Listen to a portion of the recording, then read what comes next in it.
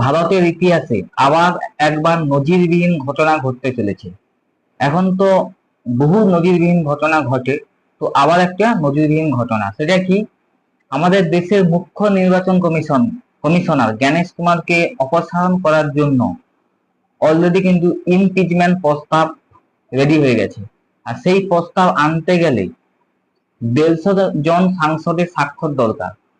কিন্তু পুরো দেশে 193 জন সাংসদের সই তৃণমূল কংগ্রেস এবং বিরোধীরা জোগাড় করে ফেলেছে। এই বিজেপির এজেন্ট জ্ঞানেশ কুমারকে সরানোর জন্য সাংসদরা উৎসাহিত হয়ে ভোটদান করেছে এবং 193 জন সাংসদের কিন্তু জোগাড় হয়ে গেছে। 1-2 দিনের মধ্যেই কিন্তু যে কোনো একটি কক্ষে, হয় লোকসভা নাইলে রাজ্যসভায় কিন্তু এই বিল পেশ করা হবে এবং জ্ঞানেশ কুমারের হাঁটানোর প্রক্রিয়া যেটা রয়েছে সেটা শুরু করা হবে।